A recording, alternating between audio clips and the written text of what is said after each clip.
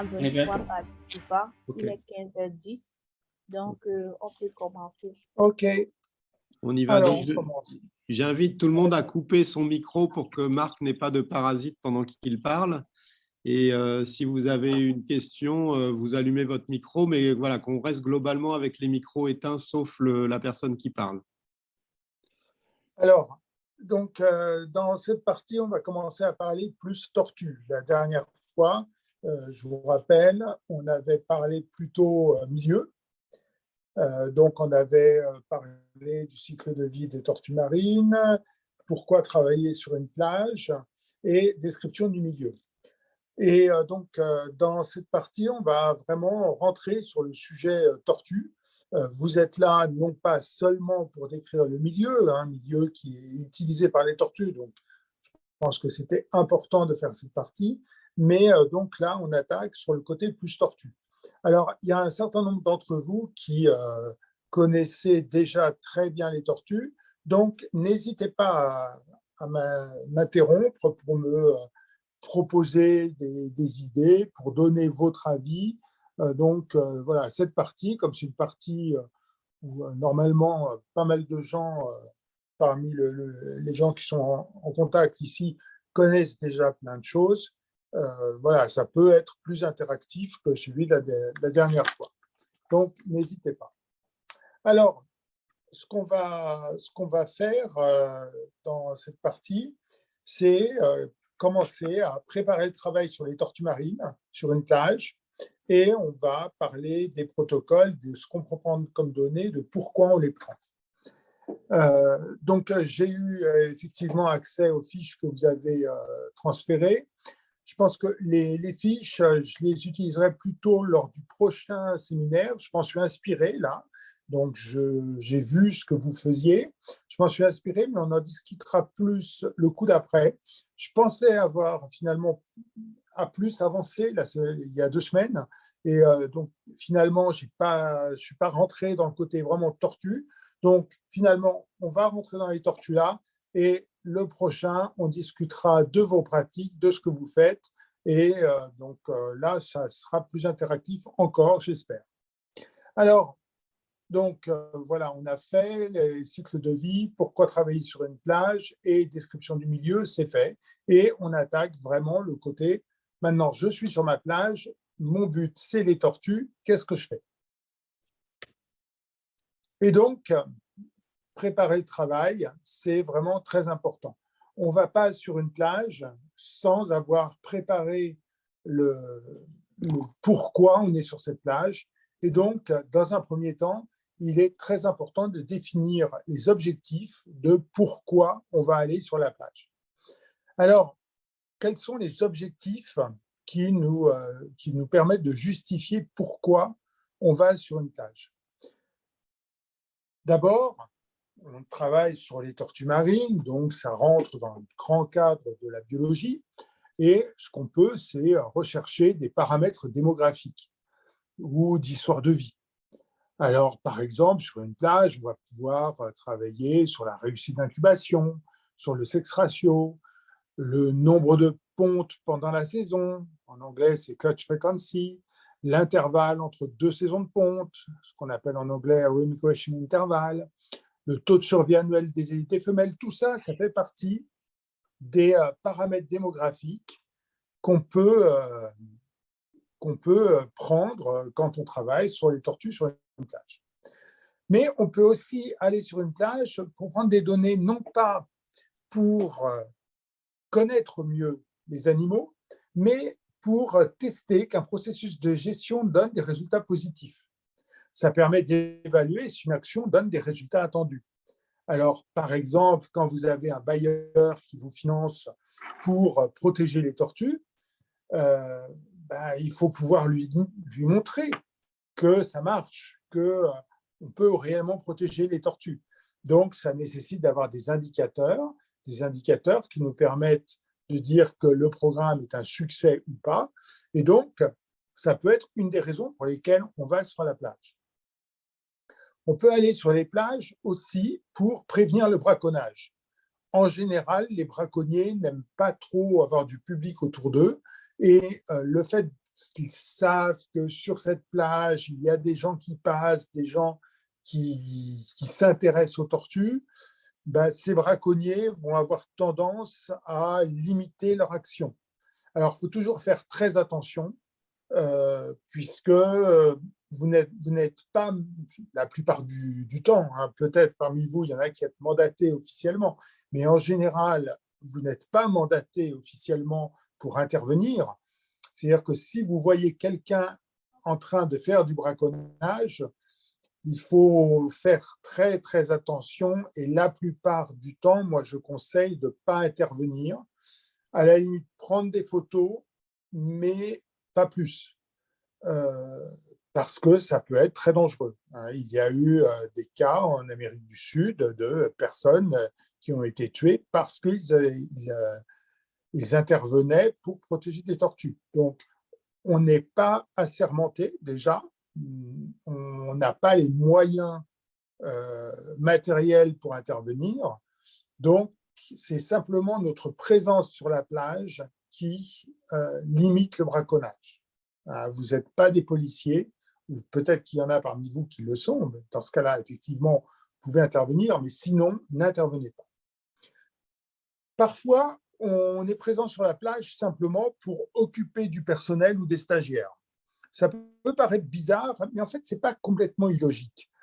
Le personnel ou les stagiaires, ils ont envie de travailler sur les tortues, ils ont envie de faire des choses sur les tortues.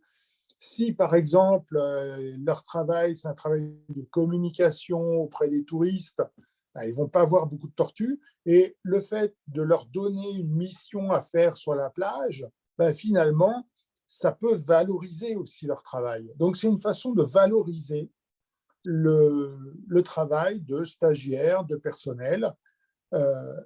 Dans ce cas-là, ce qui est quand même bien, c'est d'essayer qu'ils fassent autre chose que juste de la présence pour se faire plaisir et voir des tortues.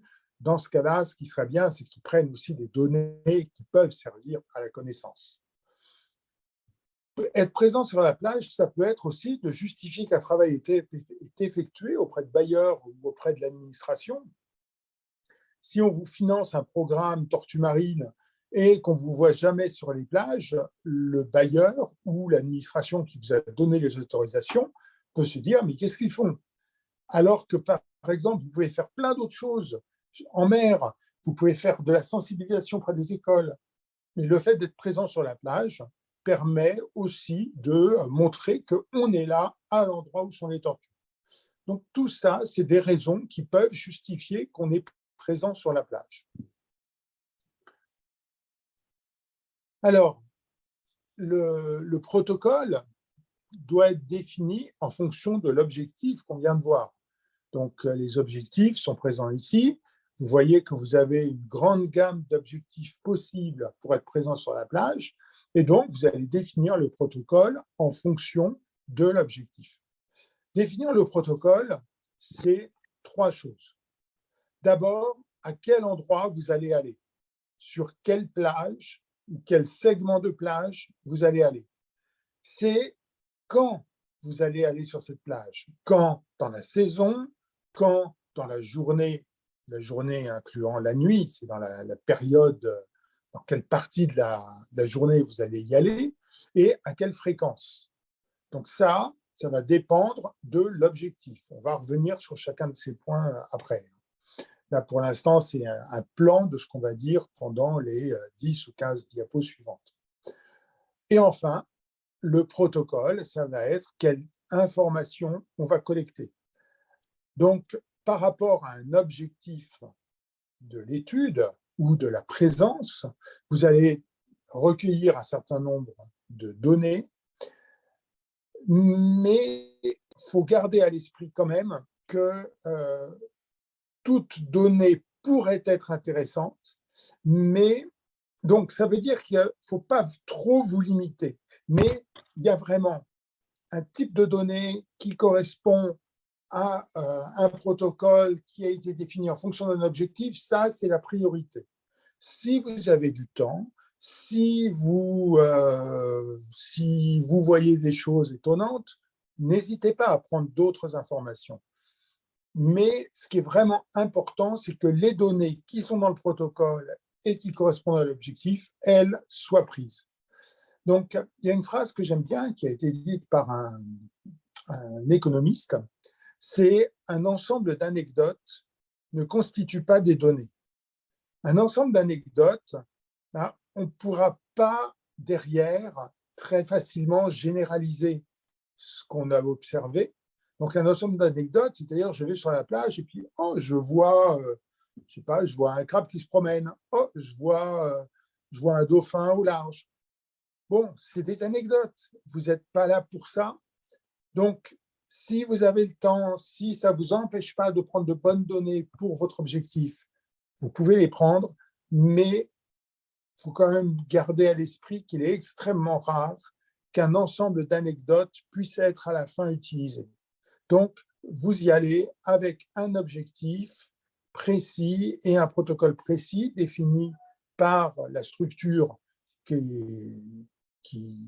pour laquelle vous travaillez. Vous pouvez prendre autre chose, mais il ne faut pas se dire « j'y vais et je prends tout ce que je vois ». Alors, pour définir la répartition spatiale, pour définir la répartition temporelle, le type d'information à collecter, il est nécessaire d'avoir une notion de puissance des conclusions auxquelles on veut atteindre. Si vous prenez pas beaucoup de données, ben, c'est clair que vous n'allez pas pouvoir faire grand-chose. Donc, il est nécessaire, quand vous allez sur la plage, et au moment de la définition de l'objectif du travail, il est nécessaire de bien réfléchir à combien de données on a besoin et d'établir cette répartition spatiale, cette répartition temporelle et le type d'information à collecter par rapport à la puissance que vous allez avoir besoin pour répondre à des questions. Ça, ce n'est pas simple, parce que souvent, on peut dire à la fin de la saison, ah ben, il aurait fallu que j'aille 2 fois plus sur la plage parce que finalement, je n'ai pas assez de données. Donc, essayer d'anticiper ça, c'est très, très compliqué. Ça nécessite de bien connaître le système sur lequel on travaille, bien connaître la plage sur laquelle on travaille. Et c'est quelque chose qui, en fait, vous allez vous améliorer d'année en année. Mais la première année, vous pouvez faire des erreurs parce que ben, vous n'aurez pas assez de tortues, pas assez de nids qui éclosent. Et finalement, vous n'allez pas pouvoir réellement conclure.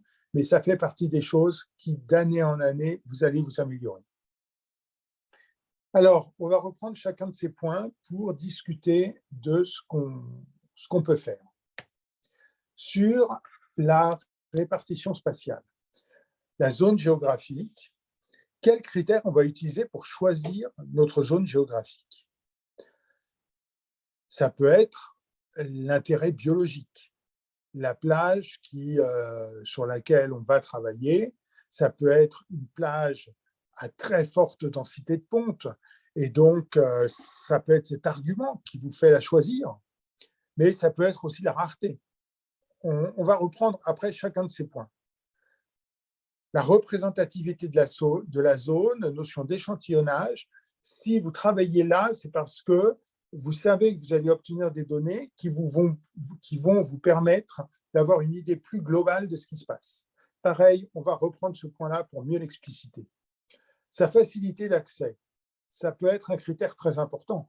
Travailler sur une super plage, mais qu'il est quasiment impossible de rejoindre, est-ce que c'est la bonne solution? Il va falloir prendre en compte ce facteur. Pareil, on reviendra dessus. La pression humaine sur la plage, ça c'est particulièrement important si vous êtes sur la plage pour limiter le braconnage. Si vous allez sur une plage où il n'y a personne qui y va parce que c'est très difficile d'accès et que vous y allez pour limiter le braconnage, ben, ça ne va pas être utile. Donc, selon la pression humaine, selon votre objectif, vous allez pouvoir choisir des plages avec une forte pression humaine. Enfin, l'intérêt écotouristique, l'intérêt économique pourra être pris en compte. Pareil, on va reprendre ce point juste après. Alors, on avance. Intérêt biologique. Là, je vais poser des questions plutôt que de donner des solutions. Et ces questions, c'est à vous de vous les poser au moment où vous allez définir votre protocole. C'est à vous de vous les poser pour dire, ben oui, finalement, ça, c'est un point important, ça, c'est pas un point important. Mais donc, la question qu'on doit se poser quand on va définir la zone où on travaille, c'est est-ce que vous devez travailler sur des zones très fréquentées actuellement par les tortues marines? Ça vous permet d'avoir un échantillon de grande taille. Ça permet aussi aux équipes de voir des tortues. Et si justement vous envoyez les équipes un peu comme une sorte de valorisation pour leur faire plaisir parce qu'elles ont bien travaillé le jour, et ben la nuit, c'est quand même bien qu'elles voient des tortues. Dans ce cas-là, choisissez les plages à forte densité. Mais on peut au contraire décider de travailler sur les plages à faible densité. Pourquoi? Parce que ces plages à faible densité sont des plages qui, un jour, peuvent devenir des plages à forte densité, et il est important de les suivre aussi pour avoir un état de référence. Si vous allez sur une plage à faible densité, que vous avez une bonne estimation de la fréquentation sur cette plage à faible densité, ben si vous retournez 2 ans après, 3 ans après, ça va vous permettre de savoir est-ce que cette plage est toujours à faible densité ou a augmenté. Si vous ne travaillez pas du tout sur les plages à faible densité, ben finalement, si les tortues décident de changer de site de ponte, vous ne le saurez pas, puisque vous n'avez pas cet état de référence sur les plages à faible densité. Ça rejoint un problème qu'on a avec la notion de site index. Alors, les sites index, c'est particulièrement valorisé dans les Caraïbes. Dans les Caraïbes, il y a une organisation qui s'appelle le Whitecast qui demande aux gens de travailler sur des sites index. C'est-à-dire, en gros, vous êtes sur une île, parce que dans les Caraïbes, c'est principalement des îles, mais ça s'applique aussi sur le littoral. Vous êtes sur une île et vous avez 150 plages. C'est à peu près le nombre de plages qu'on a dans la plupart des îles dans les Caraïbes. Évidemment, suivre 150 plages, c'est compliqué. Et donc, le message qui est transmis par le Whitecast, c'est de travailler sur les 3 plages les plus fréquentées. À mon avis, c'est une erreur. Alors, j'en ai déjà discuté avec eux, je leur ai déjà donné mon opinion. C'est une erreur parce que si on fait ça, on oublie que les tortues peuvent décider de changer de site de ponte. Alors, pourquoi elles décident de changer? Ça peut être que la plage disparaît. Ça peut être lié à l'érosion. On a discuté de l'érosion il y a 2 semaines, pardon. On a discuté de l'érosion il y a 2 semaines. Si la plage disparaît par l'érosion et que c'est votre plage de référence, vous perdez tout votre historique. En gros, tout ce que vous avez fait pendant 10 ans, si la plage disparaît, ça ne sert plus à rien. Donc, c'est prendre un très gros risque de ne travailler que sur les sites les plus fréquentés actuellement. C'est pour ça que... Alors, je réponds, Wamba. Donc, c'est pour ça que je pense qu'il est vraiment important de suivre aussi des sites peu fréquentés actuellement, parce que ça vous permet d'avoir une idée quand même de ce qui peut se passer dans le futur.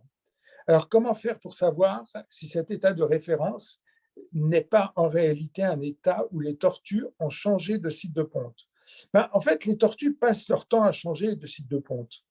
Elles passent leur temps, mais juste à des échelles de l'ordre de 10, 15 ans. On sait qu'elles changent. Et donc, ce que vous voyez actuellement n'est clairement pas la même chose que ce qu'il y avait il y a 15 ans ou il y a 30 ans. Et ce n'est pas la même chose que ce qu'il y aura dans 15 ans et dans 30 ans.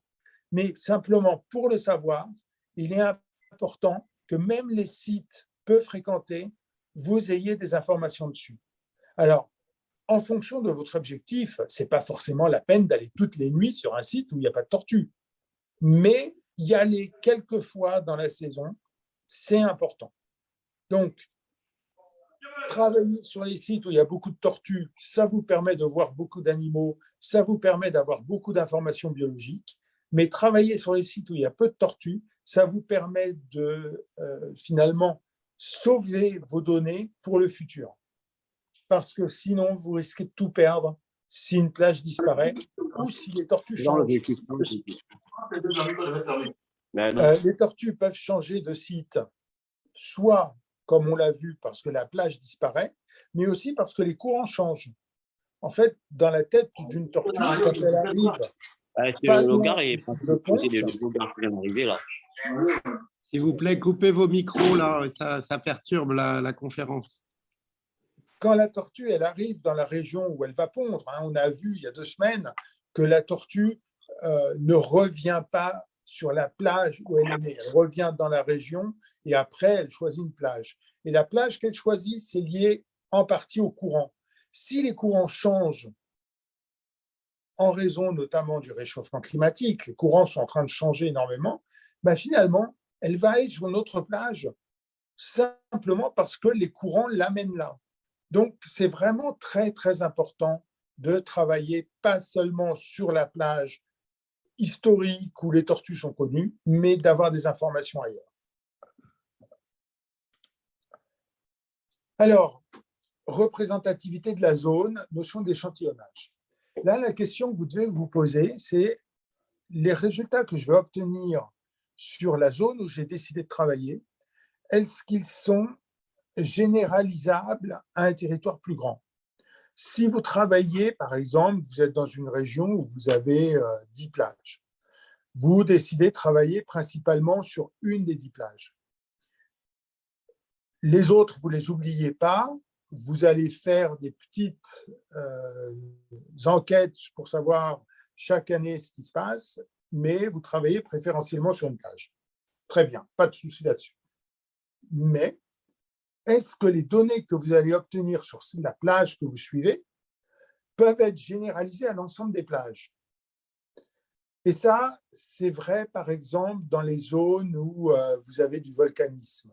Alors, le volcanisme, il n'y en a pas beaucoup en Afrique centrale. Il y en a eu. On a un massif qui s'est construit par du volcanisme au Cameroun. Mais donc, vous avez, par exemple, du sable différent, de couleurs différentes, de granulométrie différente. Et la réussite d'incubation va être différente selon la texture du sable. Si vous travaillez sur une plage et que votre réussite d'incubation, vous dites globalement, ça doit être à peu près la même ailleurs, mais que le sable est différent, vous allez donner une conclusion qui sera fausse. Donc, c'est vraiment important de bien réfléchir. Si je travaille là et si je veux généraliser mes observations à l'échelle de tout le littoral parce que je n'ai pas le temps d'y aller, est-ce que j'ai des arguments pour le dire? D'où, là encore, la possibilité de faire des petits échantillonnages. On revient sur de la réussite d'incubation, par exemple. Vous étudiez la réussite d'incubation surtout sur un site, et puis vous allez suivre quelques nids à gauche et à droite pour vérifier que c'est à peu près pareil.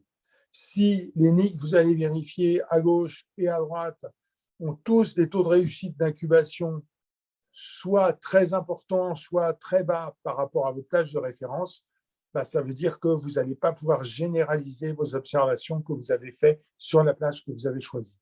Donc, la notion d'échantillonnage est vraiment très importante à prendre en compte. Doit-on travailler sur la zone où la pression humaine est forte, par exemple pour limiter la prédation? Ça, effectivement, si vous êtes présent sur la plage parce que ça empêche les braconniers d'agir aussi bien qu'ils le voudraient, dans ce cas-là, ça peut justifier d'aller sur les zones où la pression humaine est la plus forte. Ou au contraire, vous pouvez décider de travailler sur les zones où la pression est la plus faible pour définir des paramètres biologiques avec le plus de données. Si les nids sont quasiment tous prélevés sur la plage où la pression humaine est la plus forte et que vous cherchez à connaître la réussite d'incubation des nids, vous allez récupérer 3 nids sur la plage parce que tous les autres vont être prélevés et donc vous n'allez pas pouvoir répondre à la question. Donc, travailler sur la zone où la pression humaine est la plus forte ou pas dépend, là encore, de l'objectif de l'étude. Et donc, c'est à vous, après avoir défini l'objectif de l'étude, qui devez choisir, est-ce que je vais travailler sur cette plage où je sais qu'il y a des braconniers ou sur cette plage où je sais qu'il n'y en a pas, et ce qui va me permettre de travailler plus facilement sur des paramètres biologiques. La facilité d'accès à un site est aussi très importante. Si, pour aller sur un site, vous êtes obligé de prendre une pirogue, ça coûte très cher en essence, ça coûte très cher en moyens humains, en moyens matériels, pardon. Est-ce que ça se justifie? Est-ce que aller sur un site très isolé se justifie par rapport à l'objectif de l'étude? Parfois oui, parfois non. Mais donc ça, il faut le prendre en compte. Il faut prendre en compte qu'il y a un coût financier et il y a un coût humain, c'est-à-dire que quand vous avez besoin de 4 personnes pour aller sur un site isolé qui reviennent seulement après 3 jours parce que c'est très compliqué, ben pendant ces 3 jours, ces 3 personnes, s'ils avaient été sur un site plus facilement accessible, ils auraient peut-être pu faire plus de choses. Donc, la facilité d'accès est un élément extrêmement important à prendre en compte. L'intérêt écotouristique économique. Si vous êtes sur une plage proche de la capitale ou sur une plage proche d'hôtels, ça vous permet, quand vous allez sur la plage, de rencontrer du monde. Et donc, en rencontrant du monde, ça vous permet de faire de la sensibilisation. Ça vous permet de discuter avec les gens, d'expliquer ce que vous faites, d'expliquer pourquoi les tortues marines, vous les protégez. Et ça vous permet aussi d'obtenir, en touchant ce public, parfois des financements. Ces personnes, vous allez pouvoir leur dire, venez voir le lieu où on explique les tortues marines, ce qui permettra d'obtenir quelques financements, par exemple. Donc, aller sur une zone utilisée par les touristes, utilisée par des acteurs économiques, permet à la fois de sensibiliser la population et d'avoir des retours potentiellement financiers pour aider le programme. Donc, ça aussi, ça doit être pris en compte. Ça fait partie des nombreux paramètres à prendre en compte pour définir à quel endroit on va travailler. Ensuite, répartition temporelle. Quand allez-vous travailler dans la saison, dans la journée et à quelle fréquence? Alors, dans la saison, vous êtes tous au courant que les tortues en Afrique centrale ou en Afrique de l'Ouest ne pondent pas toute l'année. Il y a des endroits du monde où les tortues pondent toute l'année. Dans l'océan Indien, il y a des plages où on a des tortues qui pondent toute l'année. On ne sait pas exactement comment ça se fait. Ça reste encore un sujet d'incertitude. Mais donc, en Afrique centrale, en Afrique du Nord aussi, puisque il ne faut pas oublier Nasnet, et en Afrique de l'Ouest, vous avez une saisonnalité de la ponte avec les animaux qui sont présents durant ce qui s'appelle la saison de ponte. Là, j'ai représenté des comptages. Les points noirs, c'est des comptages. Les courbes, c'est des modélisations de ces comptages qui vont me permettre de définir la saison de ponte. Alors, si vous allez sur la plage, ça peut être pour voir des tortues. Si c'est pour voir des tortues, c'est clair qu'il vaut mieux aller au pic de la saison ou aller border l'ensemble de la saison. Il faut quand même se rappeler que la saison change d'année en année. Une saison de ponte n'est pas toujours exactement identique d'année en année. Ça, ce sont des données au Guatemala, un travail qui est sous presse. Donc, un suivi pendant 20 ans au Guatemala. et on a pu modéliser la forme de la saison de ponte pendant ces 20 ans. Et vous voyez que d'année en année, alors bien sûr, le nombre moyen de pontes change, tous les graphiques sont à la même échelle là. Donc, le nombre moyen change. Vous avez des années où il y en a très, très peu, d'autres années où il y en a beaucoup. C'est des tortues olivâtres, ça. Et vous avez des fois où les tortues arrivent très tôt et repartent très tôt, et d'autres, au contraire, où elles arrivent plutôt tardivement et repartent d'un coup. Vous avez plein de solutions d'année en année. L'origine de ça, c'est probablement lié aux conditions océanologiques, savoir est-ce qu'il y avait de la nourriture en suffisamment grande quantité, et donc les individus peuvent se synchroniser pour venir ou pondre plus ou moins selon les années. Donc, vous avez une variabilité interannuelle. Au moment où la saison commence, vous ne savez pas du tout à quoi elle va ressembler. Donc, si vous voulez voir des tortues, c'est clair qu'il vaut mieux travailler autour du pic. Mais est-ce que vous devez travailler seulement au moment du pic de la saison ou aussi sur les débuts et fins de saison? Si vous voulez estimer le nombre total de pontes dans la saison, il est absolument indispensable d'avoir des informations sur le début et la fin de la saison. Si vous faites un travail, alors je ne sais pas si vous voyez, je sais pas si vous voyez le curseur, vous le voyez ou pas? Oui, on voit Marc. Oui, ça marche. OK. Alors, Marie, je te réponds juste après.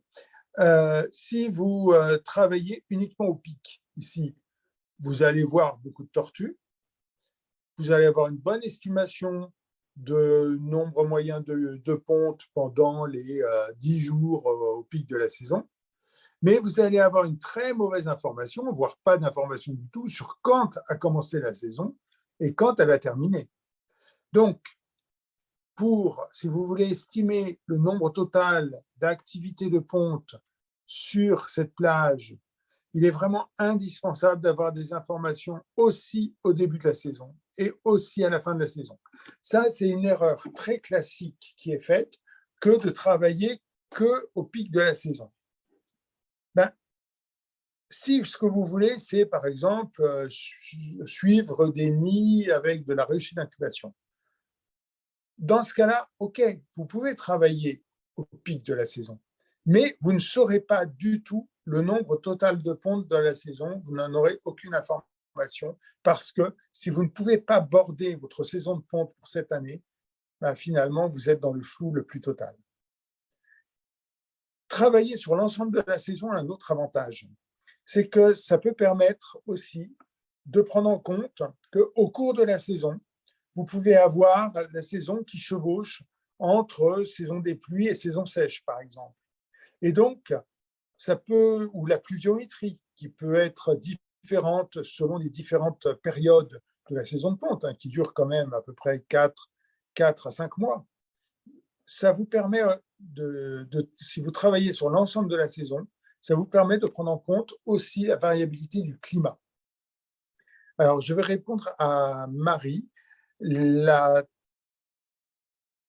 tortue la plus fréquente sur les côtes en période de ponte. Alors, la tortue qui est la plus fréquente, ça dépend de l'endroit où vous êtes. Je vais essayer de synthétiser. Et là, vous me corrigerez parce que vous connaissez mieux votre territoire que moi, j'en suis certain. Si on se place en Afrique centrale et Afrique de l'Ouest, on va avoir principalement 3 espèces, tortue lup, tortue olivâtre et tortue verte. La tortue verte en moins grand nombre sur les plages, mais par contre, il y a des zones d'alimentation de tortues vertes. Donc, là, pour la tortue verte, il y a des petites différences. Pour l'Afrique du Nord, ce sera principalement sur les plages de la Kawan, donc Careta, et en mer, vous pouvez avoir des tortues luttes, des tortues vertes et de la Kawan. Vous pouvez avoir aussi un petit peu de tortues imbriquées. Pas en Afrique du Nord, mais en Afrique de l'Ouest. Donc, quelle est la tortue la plus fréquente sur les côtes en période de ponte? En période de ponte, ça va être soit des animaux qui se nourrissent, donc des tortues vertes, soit des tortues qui viennent pondre. Et les deux grandes catégories. Est-ce que cette modélisation prend en compte les changements de milieu causés par les variations climatiques? Alors, les variations climatiques, la notion de climat, c'est en gros de la météorologie à très grande échelle. Le climat, c'est quelque chose qui va se passer à l'échelle de 10 ans, 15 ans, 20 ans. Donc, je ne sais pas si le terme climatique là était approprié ou c'est météorologique. Alors, en fait, ici, cette modélisation, celle que je vous ai présentée là, ça représente la moyenne du nombre de pontes au cours de la saison. Cette moyenne du nombre de pontes au cours de la saison, vous avez des jours où vous avez beaucoup de pontes et des jours où vous en avez très peu. On a recherché quels sont les facteurs qui déterminent que certains jours, il y en a beaucoup, d'autres jours, il y en a peu.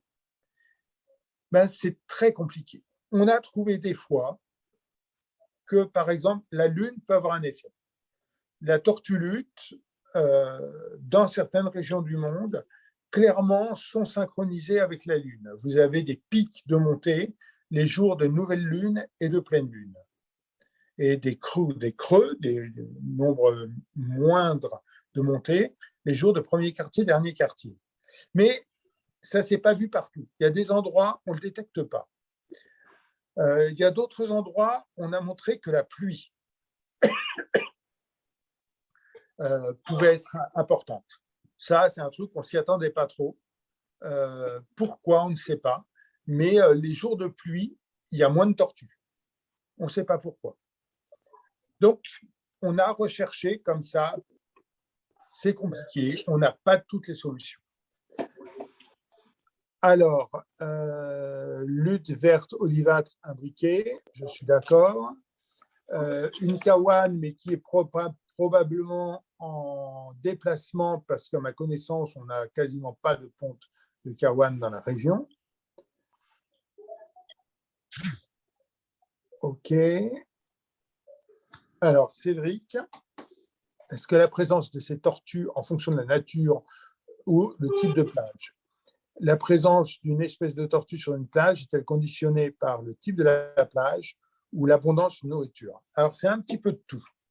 Par exemple, une tortue imbriquée est une tortue qui va plutôt aimer les plages relativement peu larges, avec pas mal de végétation. Et au moment de la ponte, elle va aller sous la végétation. Les trois autres présentes dans la région, olivâtre, lutte et verte, elles préfèrent des plages plutôt assez larges, bien dégagées. Mais ce n'est pas vrai partout. J'ai découvert il n'y a pas longtemps, il y a à peu près un mois, en Nouvelle-Calédonie, donc côté Pacifique, que les tortues vertes se comportent comme les tortues imbriquées de l'Atlantique. Les tortues vertes en Nouvelle-Calédonie vont pondre sous la végétation. Donc, je peux répondre par rapport au site Afrique centrale, Afrique de l'Ouest, où on a effectivement lutte verte olivâtre, plutôt des plages assez larges, et imbriquées, plutôt des plages petites et dans la végétation. Mais il ne faut pas se dire que c'est partout dans le monde pareil. On a des habitudes locales.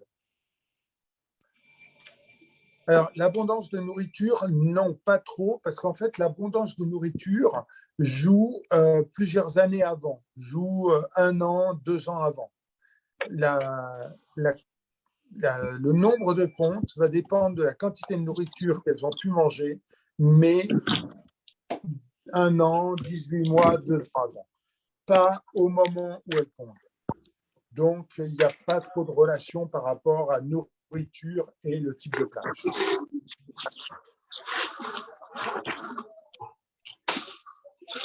Alors, dans la journée, S'il vous plaît, coupez vos micros, s'il vous plaît. Merci de couper les micros. Dans la journée, si vous voulez voir des femelles en ponte, il est indispensable de travailler de nuit. C'est extrêmement rare que vous ayez une tortue qui vienne de jour. Bon, ça arrive de temps en temps, mais c'est vraiment très rare. Donc, si vous travaillez de nuit pour voir les tortues, il faut se dire quand même qu'il faut travailler pour avoir une idée complète du nombre de femelles qui sont venues pondre dans cette nuit. Il faut travailler toute la nuit. Dans certaines régions du monde, on voit une synchronie avec les marées. Vous avez des régions du monde où les tortues viennent 3 heures avant la marée haute jusqu'à 1 heure après la marée haute, et le reste de la nuit, c'est le calme plat. Et il y a d'autres régions, même parfois à côté, où elles viennent toute la nuit. À ma connaissance, en Afrique centrale, de l'Ouest et du Nord, c'est des pontes qui peuvent avoir lieu toute la nuit. Si vous ne travaillez que 2 heures dans la nuit, les tortues que vous verrez pendant 2 heures, ça n'est qu'une fraction de toutes les tortues qui sont venues dans la nuit. Vous perdez toutes celles qui sont venues avant et après. Donc, si vous décidez de travailler la nuit, le nombre de tortues que vous voyez, ce n'est pas une bonne estimation du nombre réel de tortues qui sont venues pondre. Pour avoir une bonne estimation du nombre de tortues qui sont venues pondre, le plus simple, c'est d'aller le matin sur la plage. Vous y allez vers 6 heures, 7 heures, quand le soleil se lève. Et à ce moment-là, vous comptez les traces sur la plage. On reviendra un peu plus tard sur les traces. Qu'est-ce qu'on peut dire des traces? Vous allez voir que là encore, c'est compliqué. Alors, en Tunisie, j'avais des articles qui disent que le choix du site de ponte dépend de l'espèce. La tortue carouane préfère les plages qui sont larges avec un sédiment de granulométrie moyenne. Par contre, la tortue verte préfère les plages où il y a de la végétation. Il ne faut pas qu'il y ait trop de végétation. Il faut quand même que la plage soit large. La tortue verte n'aime pas pondre dans la végétation.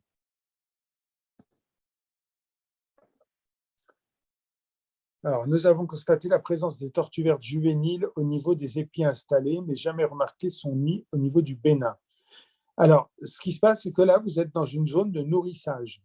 C'est-à-dire qu'il y a des bébés tortues, il y a des bébés tortues vertes qui naissent ailleurs, qui se laissent dériver par les courants et qui arrivent au niveau des côtes du Bénin. Et arrivant au niveau du côte du Bénin, là, elles vont rester pour se nourrir. Mais donc, c'est des bébés qui sont nés ailleurs, autre part, et qui sont dérivés là grâce au courant.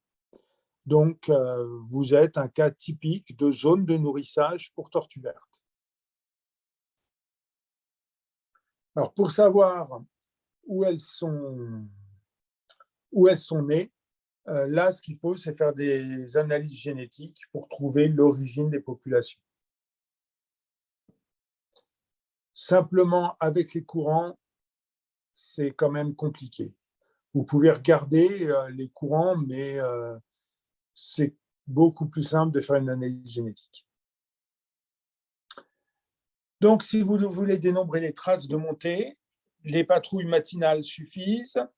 Un peu d'entraînement, on le verra tout à l'heure avec les traces, vous pouvez déterminer l'espèce. Mais attention quand même, si la marée est une marée très forte, elle peut effacer certaines traces. Donc, les patrouilles dans les périodes de marée de vives eaux, dans les marées, vous avez des marées hautes et des marées basses. Ça, c'est au sein d'une journée, vous avez une marée basse et une marée haute. Mais à l'échelle du mois, vous avez des marées hautes qui sont très hautes et des marées hautes qui sont moins hautes. C'est ce qu'on appelle les marées hautes de vives eaux et les marées hautes de mortes eaux. Si vous êtes dans une période de marée haute de vives eaux, il est possible que des traces soient effacées. Donc, là encore, faites attention quand vous analyserez les données. Si vous êtes dans des périodes de vives eaux, peut-être que vous sous-estimez le vrai nombre de traces. Alors, fréquence de suivi. Doit-on travailler toutes les nuits durant la saison? Ça dépend vraiment de l'objectif du travail. En général, je dirais non. En général, on a des outils statistiques qui sont très puissants, qui permettent justement de prendre en compte qu'il y a des nuits où vous n'avez pas travaillé. Donc, il n'y a pas nécessité impérative de travailler toutes les nuits, sauf si l'objectif de votre travail le nécessite. Mais là encore, ça dépend de votre objectif. Si vous ne travaillez pas toutes les nuits, ce qui est très important, c'est de faire appel à un statisticien qui peut réestimer les données manquantes. Donc, en gros, vous pouvez faire appel à moi, il n'y a pas de souci. Alors, donc, on a défini la zone où on va travailler, avec différentes contraintes, on vient de le voir. On a défini quand, et maintenant, on va regarder quel type d'informations on peut collecter. D'abord, on va faire le suivi des adultes, et après le suivi de la ponte. À chaque fois, je vais vous donner quelques informations. Alors, les espèces présentes, pour les déterminer, vous avez des clés de détermination. Vous avez différentes espèces qui se distinguent par rapport au nombre d'écailles costales. Par exemple, si vous avez 5 écailles costales, ce sera une Caretta caretta. Si vous en avez plus que 5, avec en général une asymétrie à gauche, à droite, ce sera une tortue olivâtre. Si vous en avez 4, ce sera soit une tortue imbriquée, soit une tortue verte. Et si vous n'en avez pas, ce sera une tortue lutte. Et puis, vous rajoutez les écailles préfrontales. Si vous en avez 2 sur ces préfrontales, ce sera une de ces 3-là. Caretta, Kawan, olivâtre et imbriqué. Si vous n'en avez qu'une seule, ce sera une Cheloniamidas, une tortue verte. Bon, ça, vous avez des clés de détermination. Alors, je n'avais pas vu une question de Wamba, je réponds. Si la plage est rétrécie et la probabilité de retrouver la trace en journée est faible, là, vous êtes dans un cas où, effectivement, vous allez être obligé d'y aller de nuit, au moins plusieurs fois, pour voir les individus et pouvoir réellement les dénombrer. Alors, l'identification des traces, c'est pareil. Vous avez des manuels qui vous permettent de savoir, d'identifier les traces. Globalement, les traces s'organisent en 2 grandes catégories. Vous avez les traces symétriques. C'est simple, c'est les animaux qui avancent en bougeant leur patte droite et leur patte gauche en même temps. Si vous avez déjà vu une tortue lutte, c'est typiquement le cas de la tortue lutte, mais aussi de la tortue verte. Elle avance les 2 pattes, elle pousse sur ses 2 pattes et elle avance. Et donc, ça vous donne des traces symétriques gauche-droite. Gauche-droite, gauche-droite, symétrique. Au contraire, la Kawan, l'imbriqué, mais aussi l'olivâtre, alors, je reparlerai de la photo-identification juste après. Alors, nous avons constaté la présence d'une tortue olivâtre venue le jour vers 14 h pour la ponte. Alors, ça arrive. Hein. Il y a des tortues qui, effectivement, ont des des comportements qui sont anormaux. Ce n'est pas un problème lié au réchauffement climatique. J'ai vu des tortues qui faisaient ça. Je travaille sur les tortues depuis 1985. J'ai toujours vu des tortues qui venaient de jour. Simplement, c'est rare. En gros, on va dire que c'est 1/50 à 1/100. Donc, c'est rare, mais ça peut arriver, effectivement. La photo-identification, j'en reparlerai quand je parlerai un petit peu du marquage, quand on parlera dans quelques diapos là, du marquage. La présence d'une olivâtre en eau douce. Alors, une tortue marine en eau douce, en général, c'est des animaux qui se perdent, en fait, il y a 2 cas où on peut trouver un animal en eau douce. C'est d'abord quand vous avez des marais en arrière de la plage. Par exemple, sur les sites de Pongara, par exemple, au Gabon, en arrière, vous avez une plage et en arrière, parfois, vous avez un marais avec de l'eau. Au moment où la tortue veut retourner dans la mer, il est possible qu'elle se trompe et qu'elle aille du côté marais. Donc, elle se retrouve dans l'eau douce. En général, elle finit par trouver une sortie, mais ça peut lui prendre une journée. Alors ensuite, une tortue dans un fleuve. Normalement, les tortues, elles n'aiment pas trop remonter les courants. Elles sont plutôt feignantes. Remonter les courants, ça ne leur plaît pas beaucoup. Alors, pourquoi la tortue est remontée dans le fleuve? Là, je ne saurais pas le dire. Mais là encore, c'est ce que je vous disais tout à l'heure. Est-ce qu'une anecdote fait une donnée? Typiquement, ce genre de données, il faut l'apprendre. Mais qu'est-ce qu'on en fera? On le saura dans 20 ans si c'est un phénomène qui se reproduit. Si c'est une tortue, une fois qui remonte un fleuve, ma foi, on était peut-être tombé sur la tortue qui avait des problèmes de perception, on ne sait pas. Donc, je reviens à mes kawan et imbriqués qui ont des traces asymétriques parce que quand elles marchent, pas de gauche, pas de droite, pas de gauche, pas de droite, et ça se voit très bien. Alors, ce que je conseille, on reviendra sur les fiches de patrouille dans 15 jours, ce que je conseille toujours, c'est quand vous voyez une trace, de la mesurer. Vous mesurez la trace et vous voyez qu'entre une tortue lutte et une tortue verte, par exemple, la forme ressemble, mais par contre, la taille ne se ressemble pas. On peut faire la même chose entre une kawan et une imbriquée.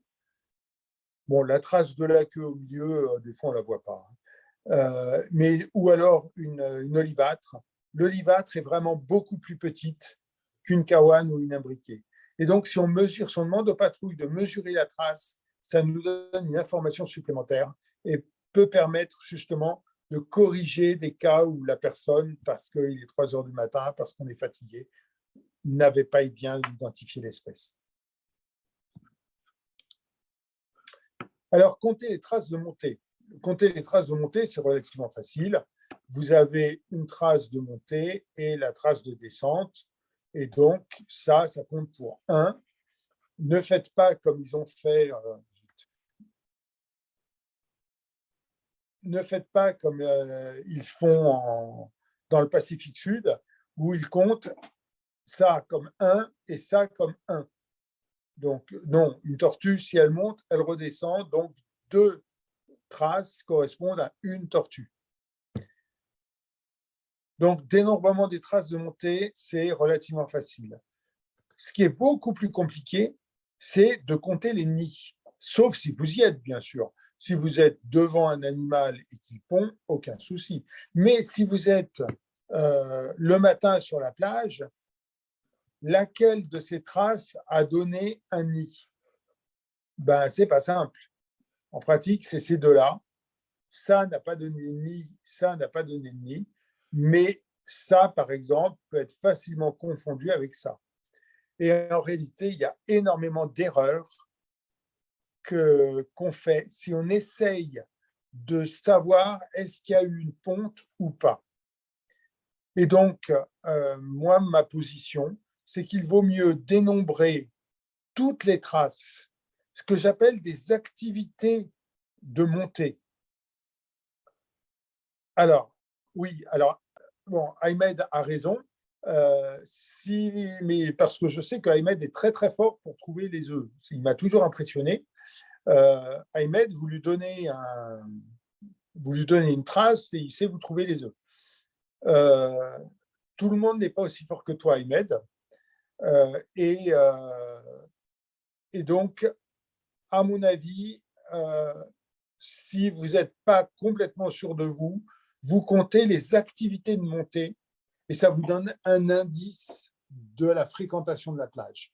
Ça ne vous donne pas un nombre de nids. Le nombre de nids, il faut faire ce que dit Ahmed. Il faut trouver le nid et dans ce cas-là, vous êtes sûr. Mais ce n'est pas simple. Pour vous donner un exemple, il y a 2 tortues kawan qui sont venues pondre cet été au sud de la France. Une des 2, il y avait des touristes qui étaient là et donc on savait où était le nid, pas de problème. L'autre nid, on a vu les traces le matin, personne n'a jamais été capable de trouver les œufs. Et pourtant, il y en avait puisqu'ils ont éclos après 45 jours.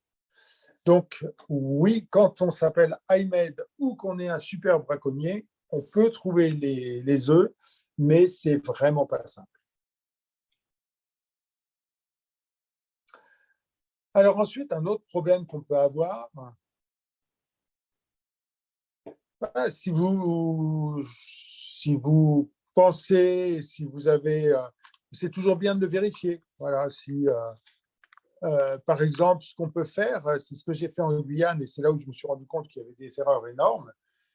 J'étais présent sur la plage la nuit, je sais que la tortue n'avait pas pondu et le matin, j'ai demandé aux gens qui faisaient les patrouilles, est-ce qu'il y a eu une ponte là? Et là, de façon très certaine, oui, là c'est une trace caractéristique où on voit qu'il y a une ponte. Il n'y en avait pas parce que j'étais là la nuit et j'ai vu que la tortue n'a pas pondu. Donc c'est toujours bien de vérifier quand même quel degré de certitude vous pouvez avoir. Alors, compter les œufs.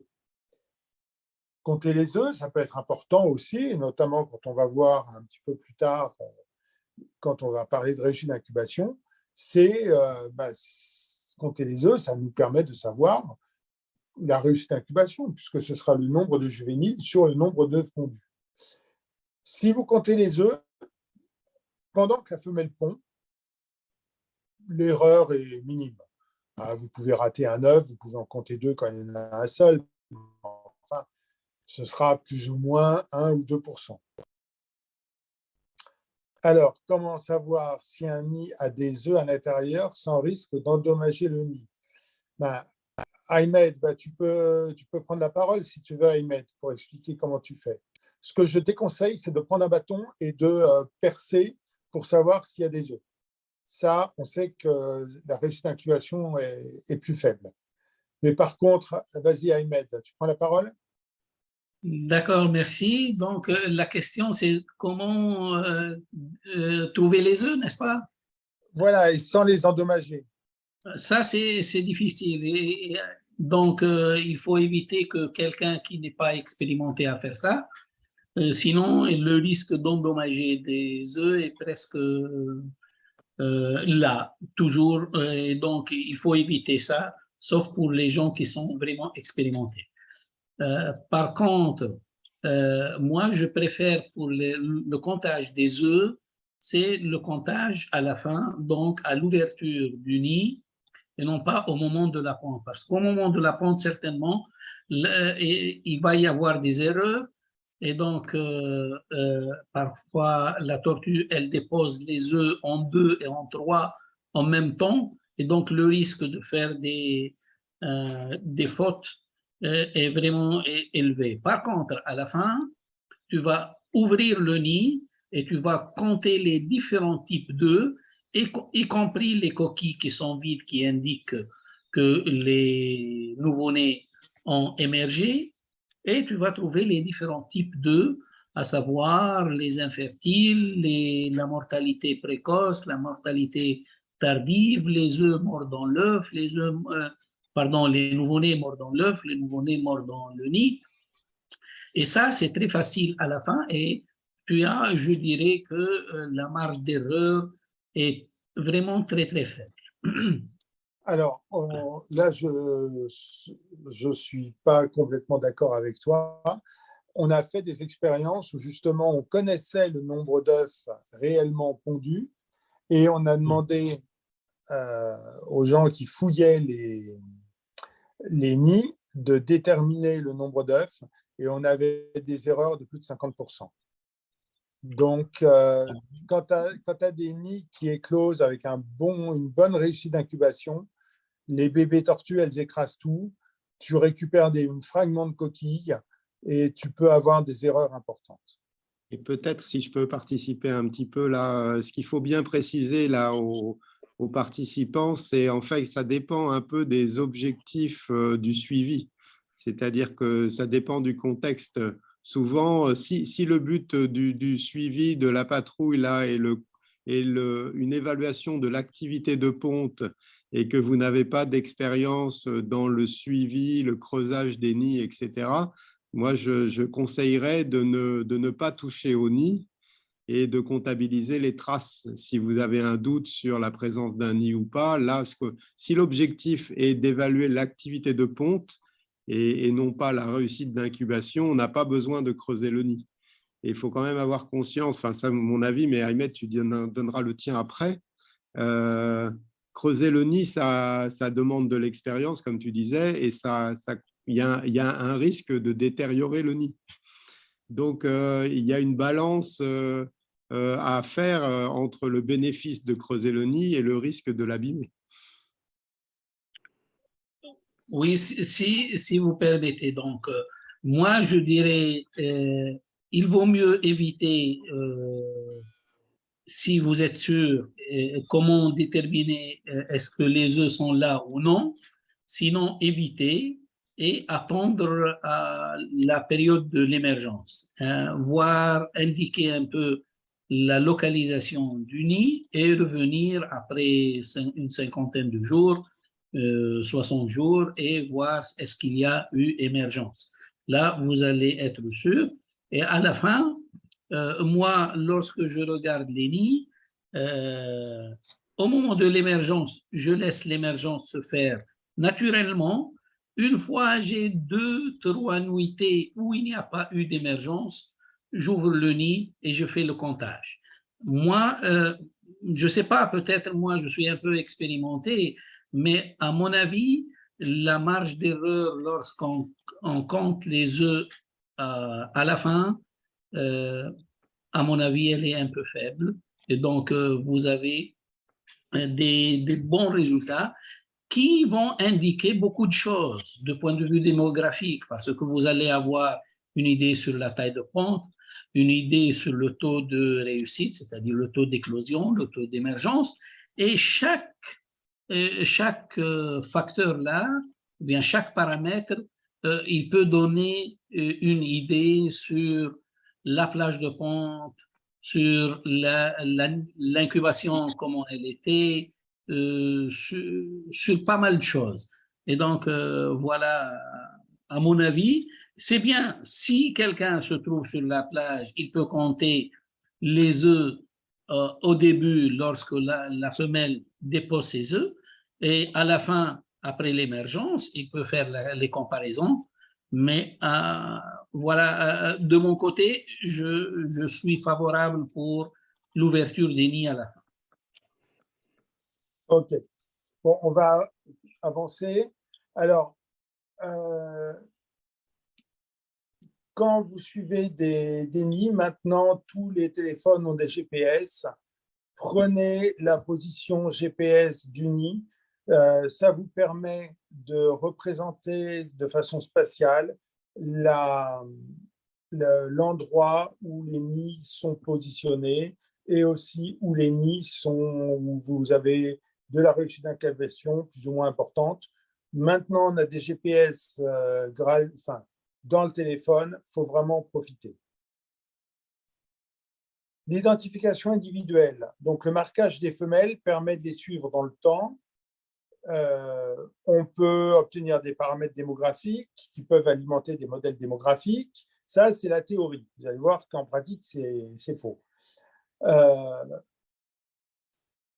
Alors, le marquage, si vous mettez des bagues en métal, par exemple, voilà, typiquement, j'en ai une ici. Je ne vois pas ma caméra, mais je pense que vous la voyez. Quand vous mettez des bagues en métal, c'est à peu près l'équivalent de prendre la bague et l'acheter dans l'eau. C'est à peu près les mêmes résultats, puisque de toute façon, elles vont tomber à un rythme tel que quand l'animal reviendra 2 ans ou 3 ans après, il y a peu de chances, disons, il y a 50% de chances qu'il ait encore sa bague. Donc, une sur deux, vous pouvez directement l'acheter dans l'eau. Pardon? On ne te voit pas, Marc. Ah, on ne me voit pas. Bon, ben, tant pis. Bon, c'était une bague Monel, toute bête. OK. Donc, perdre des bagues, voilà, vous en jetez une sur deux dans l'eau, ça revient au même. Le transpondeur, donc les petits transpondeurs qu'on injecte dans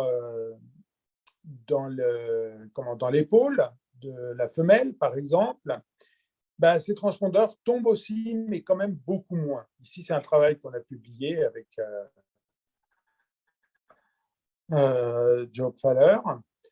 Donc, les transpondeurs tombent, mais beaucoup moins que les bagues. Donc, les transpondeurs, on peut dire qu'on peut en faire quelque chose. Mais il faut quand même se rappeler que l'analyse des données de marquage est très complexe, nécessite des modèles mathématiques pas simples à mettre en œuvre, et que, en fait, tous ces modèles, pour l'instant, on peut dire qu'ils ne sont pas fiables. Ensuite, on peut analyser les retours d'informations liés aux captures des individus dans d'autres régions. Vous marquez une tortue au Bénin et un pêcheur va vous dire « je l'ai trouvée au Togo ». Wow, super! Mais qu'est-ce que ça vous dit réellement ça? Ça vous dit que c'est une tortue marine qui bouge. Je n'ai pas besoin de mettre une bague sur une tortue pour savoir qu'elle bouge.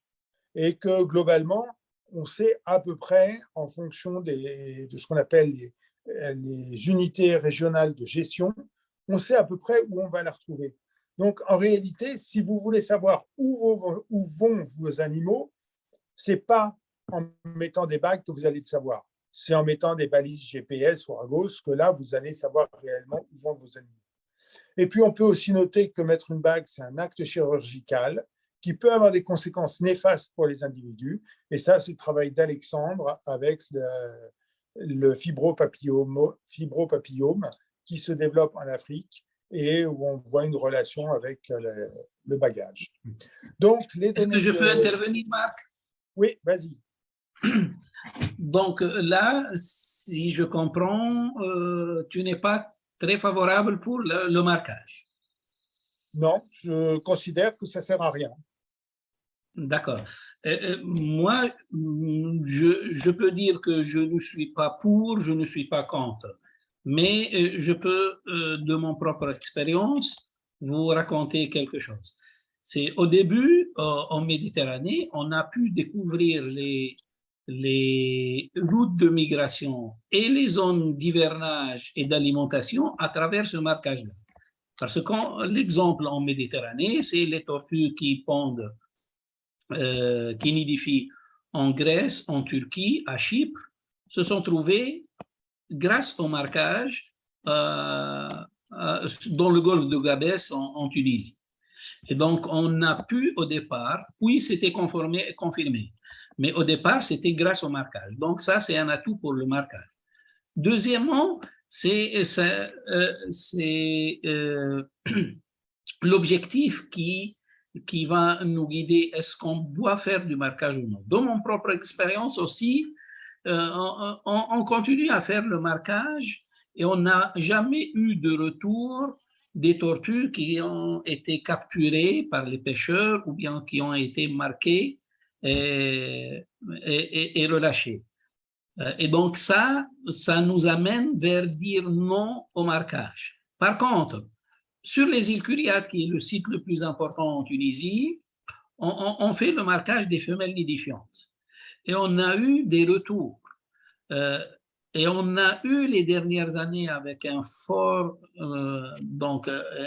forte activité de prospection, des retours de chaque année. Il y a des tortues qui viennent chaque année pondre sur les îles Kuriat. Et ça nous a amené à penser qu'il y a des tortues qui sont résidentes ou bien qui mangent bien et qui reviennent pondre chaque année sans avoir une année au milieu pour s'alimenter.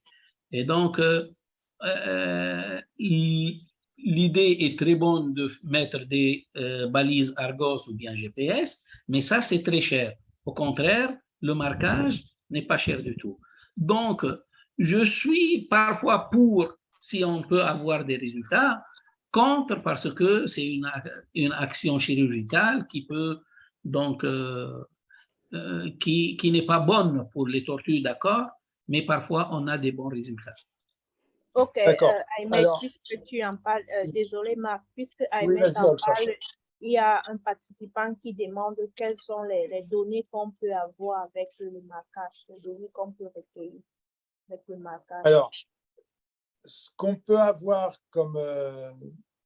comme données, c'est le nombre de pontes dans la saison, c'est le nombre d'années entre les saisons de ponte et c'est le taux de survie annuel des femelles. Il faut savoir que comme les bagues qu'on met tombent, tous les paramètres qu'on va estimer avec ces bagues sont biaisés. C'est-à-dire que vous estimez des valeurs qui ne sont pas les vraies valeurs puisque c'est biaisé. Alors, donc, Ahmed, ce que tu dis, c'est oui, effectivement, vous avez vu qu'il y a des individus qui reviennent tous les ans, ce qui est un peu, effectivement, pas très classique chez les tortues marines. Donc, OK, mais après, le quantifier, tu ne pourras pas le quantifier parce que toutes celles qui reviennent et qui n'ont pas de bagues, tu ne sais pas si c'est parce qu'elles les ont perdues ou si c'est parce que c'est des nouveaux individus. Et donc, tu ne peux pas le quantifier. Donc, ça reste une observation intéressante, mais après, mettre ça dans un paramètre démographique, c'est très compliqué. Alors, pourquoi certains programmes insistent à poser des bagues ? Souvent, c'est parce que les personnes qui ont construit ces programmes sont des personnes qui traditionnellement mettaient des bagues, mais qu'en réalité, ça a permis d'obtenir des données. Si je vais revenir sur ce que disait Ahmed, au début du travail sur les tortues marines, ça a permis d'obtenir des données qu'on n'aurait pas pu obtenir autrement. Par exemple, sur un individu qui allait dans un site d'hivernage, oui, mais maintenant, on le sait, et maintenant, ce qu'on a besoin, c'est d'aller plus loin, et les bagues ne nous permettent pas d'aller plus loin. Donc, pourquoi on dit qu'il faut baguer les tortues ? Parce que c'est une habitude, et ça ne sert pas à grand-chose en termes quantitatifs.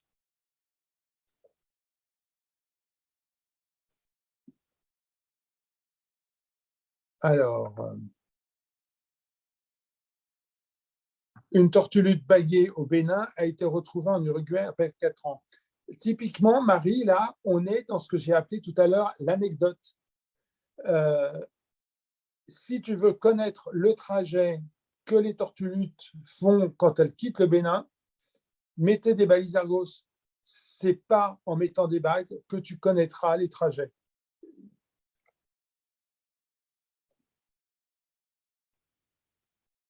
OK, on va essayer d'avancer parce que le temps court. Quand vous avez des individus devant vous, ce que vous pouvez faire aussi, c'est de la biométrie. Donc, prendre des mesures. Alors, vous avez plein de mesures possibles chez les tortues. Ce qui est plutôt bien, c'est qu'en fait, toutes ces mesures sont très corrélées. Donc, en général, vous en prenez 2 ou 3 et globalement, ça vous donne une information sur la taille des tortues. Et donc, vous pouvez ensuite essayer d'estimer la croissance en prenant en compte que la croissance, et à chaque mesure, vous faites une petite erreur. Et quand ensuite vous analysez vos données, vous allez trouver qu'il y a des tortues qui rétrécissent de taille, ce qui n'est pas très normal, et c'est lié aux petites erreurs qu'on fait. Alors, ces mesures sont extrêmement corrélées. En prendre plusieurs n'apporte que peu d'informations. Vous en prenez 2, 3, ça suffit. Les mesures courbes présentent une plus grande gamme d'erreurs de la part de l'expérimentateur, mais sont plus simples à mettre en œuvre, car elles ne nécessitent pas d'instruments encombrants. Pour mesurer une distance linéaire, vous êtes obligé d'avoir un pied à coulisses de grande taille. Alors, si vous travaillez sur une tortue à écailles, encore c'est faisable, et même pour la verte, ça commence à être compliqué. Mais si vous travaillez sur la lutte, laissez tomber, un pied à coulisses de grande taille, ça ne marche pas. Et donc, suivi des nids, on va aller très rapidement. Donc, positionner le nid sur la plage avec un GPS, ça, maintenant, c'est facile à faire. Ça va vous permettre après, donc là, c'est mesure de la température dans les nids. La température, c'est un déterminant majeur, bien sûr, du sexe ratio, mais aussi de la réussite d'incubation. Et ça va vous permettre, après, une fois que vous avez la position du nid et la mesure de la température dans le nid, de regarder si des nids proches ont des températures plus proches ou pas. Là, par exemple, c'est un travail qui est fait à Mayotte, où on se rend compte qu'il y a des nids qui peuvent être très chauds et à côté, un nid beaucoup moins chaud. Vous voyez, on passe de 33 degrés Celsius en moyenne dans le nid à environ 30 degrés Celsius pour un nid à côté. Assez étonnant.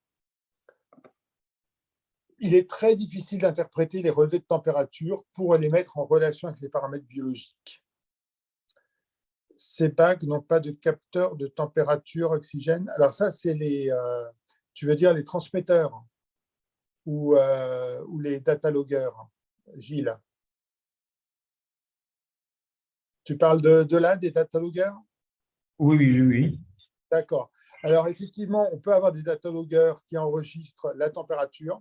L'oxygène, c'est très compliqué parce que le nid, c'est un milieu qui est à la fois avec du gaz, avec de l'eau et avec des solides. On sait très bien mesurer l'oxygène dans l'air. On sait très bien mesurer l'oxygène dans l'eau. Bon, mesurer l'oxygène dans un solide, ça n'a pas de sens. Mais donc, or, les capteurs dans l'eau et dans l'air, ce n'est pas les mêmes. Et si vous mettez un capteur qui mesure l'oxygène dans l'air, dans l'eau, vous allez tuer votre capteur, et inversement. Donc, en fait, on ne sait pas tellement mesurer l'oxygène dans les nids. Ce serait quelque chose de très, très intéressant à faire, mais on ne sait pas le faire. L'inondation. L'inondation dans les nids, c'est un élément très important. Là, c'est des résultats de Mayotte. Les nids inondés sont ici. Les nids pas inondés sont ici. Et ça, c'est la réussite d'incubation. Donc, vous voyez qu'il y a un effet très, très fort. L'étude des mouvements des jeunes dans le nid, c'est aussi quelque chose d'important parce que ça permet de déterminer exactement quand les bébés tortues sortent de l'œuf. Ici, vous avez un pic de mouvement très important. C'est au moment où elles sont en train de sortir de l'œuf. Et il leur faudra ici 1 jour, 2 jours, 2 jours et demi pour sortir du sable. Donc, l'étude des mouvements dans le nid, ça peut être aussi important. C'est des petits aussi datalogueurs qui enregistrent les mouvements. La réussite d'incubation, c'est défini comme le rapport entre les juvéniles sortants et le nombre d'œufs dans le nid. Il est important de connaître le nombre d'œufs, mais bon, on en a discuté précédemment. Et par contre, mettez des gants. Alors, mettez des gants comme des gants pour faire la lessive, pas des gants de chirurgien, des gants de lessive, parce que vous touchez du matériel biologique, vous touchez des bactéries, vous touchez des champignons. Il a été décrit des bactéries pathogènes pour l'homme dans les nids de tortues. Donc, protégez-vous quand vous excavez des nids, ça peut être dangereux. Est-ce qu'il y a une méthode exacte, à part la squelettochronologie, qui peut aider à connaître l'âge d'une tortue? Non, et même la squelettochronologie, j'ai de très, très sérieux doutes sur les résultats qui sont produits. Quand vous regardez les publications, selon la méthode utilisée, vous avez un facteur 2 entre l'âge estimé avec une méthode et l'âge estimé avec l'autre méthode pour la même tortue. Donc, en fait, l'âge des tortues, on ne le connaît pas. Les stades de développement, quand vous avez un embryon mort, vous regardez sur une table de développement, il y en a qui ont été publiés pour à peu près toutes les espèces, et vous pouvez savoir à quelle période du développement il est mort, ce qui va vous permettre de retrouver le jour où il est mort. Et ça peut être intéressant de le mettre en relation avec l'inondation ou avec la température. Voilà. Bon, j'ai fait un petit survol de ce qu'on peut faire quand on est sur une plage. Et donc, dans 2 semaines, on va travailler sur vos fiches. Et à partir de vos fiches, quelle est la question à laquelle vous pouvez répondre? Y a-t-il un moyen géospatial permettant de détecter les nids ou les traces des tortues? À partir de drones, oui, ça marche. À partir de survol aérien, ça marche aussi. À partir de satellites, ça ne marche pas encore. Je pense que dans 10-15 ans, on pourra compter les traces de tortues à partir des satellites, mais pour l'instant, ça ne marche pas encore. Et en nature tropicale, oui, on t'écoute. Merci beaucoup. J'ai quelques questions et puis quelques commentaires. D'abord, au niveau des questions, tout à l'heure, quand on parlait de gestion des nids, c'est totalement compliqué que les expériences sont montrées sur des expériences sur des plages sécurisées. Là, je n'entends vraiment pas. Attends, le son est très, très mauvais. De mon côté, moi, je n'entends pas. On entend assez mal. Peut-être pose la question par écrit dans le chat. Non, vous m'entendez? Assez mal, oui. Assez mal. C'est pour ça que je propose que tu écrives. Ok, je vais mettre quelques questions par écrit. Ouais. Merci. Si tu permets, Alexandre, Vas-y, vas-y. j'ai voulu que Marc nous parle un peu il y a quelque chose, il nous a raconté un jour sur les éculières pour les volontaires des choses concernant l'inondation. L'inondation, c'est pas seulement lorsque l'eau vient au-dessus du nid, mais c'est surtout l'eau qui vient à la base du nid qu'on ne voit pas d'inondation. Par contre, les œufs se trouvaient dans l'eau. Tu te rappelles un peu de ça, Marc? Oui. Oui, effectivement. Ça, c'est quelque chose qui souvent, on a une vision trop humaine de l'inondation. On s'imagine que l'inondation, c'est la pluie. En fait, non, l'inondation des nids, ce n'est pas la pluie. L'inondation, c'est en fait quand vous avez la marée qui monte, l'eau pénètre dans le sable et remonte dans le nid et en fait remonte plus haut dans le nid que le niveau de la mer par un phénomène de capillarité. Et donc, en fait, le nid s'inonde par le dessous et à marée haute, vous pouvez avoir le niveau de la mer au niveau du sable qui est 1 mètre plus haut que le niveau de la mer elle-même. Donc, pour déterminer si un nid est inondé ou pas, c'est très compliqué.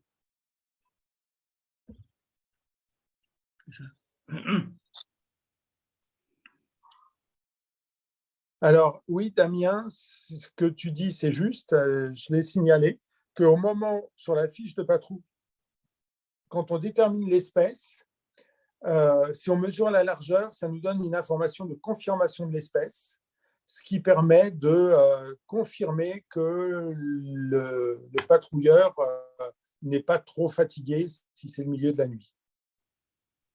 Il y a, Et donc, maintenant, je conseille de toujours prendre la largeur de la trace. idéalement, donc, prenez le caractère symétrique ou asymétrique de la trace. Prenez la largeur de la trace, faites votre interprétation de la trace d'après les diagrammes de reconnaissance des traces selon les espèces. Et idéalement, pour pouvoir vérifier les données aussi, un beau réflexe à avoir, c'est prendre des photos et archiver ces photos. C'est-à-dire que simplement, vous prenez avec les téléphones la photo de la trace le mieux possible, vous mettez une échelle, un indicateur de l'échelle aussi sur la photo. Ça peut être un stylo bic, une chaussure, quelque chose qui permet de se donner une idée de l'échelle. Et cette photo, après, l'important, c'est de bien l'archiver. Et pour bien l'archiver, je pense qu'en fait, il faut les archiver par date de patrouille. Donc, toutes les photos que vous prenez avec votre smartphone, vous les chargez sur l'ordinateur, sur un disque dur ou sur un drive, et vous les mettez à la date de la patrouille. Comme ça, si un jour quelqu'un veut utiliser les données et vérifier les données s'il y a un doute, il aura la possibilité d'aller regarder la photo. Ça, c'est un réflexe important à prendre. Ça permettra d'améliorer la validation et la consolidation des données.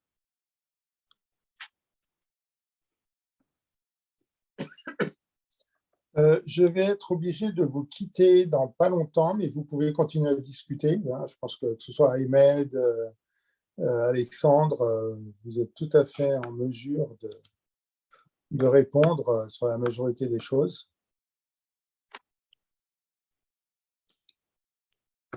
Au début, Marc, tu parlais de l'extrapolation peut-être lorsqu'on fait le comptage des nids dans une zone ou sur une plage et puis extrapoler sur toutes les côtes pour un pays. J'avertis aussi que ça, c'est un peu dangereux et c'était le cas en Méditerranée, en Libye, pendant les années 95, lorsque les premières prospections ont montré la présence de nidification importante en Libye.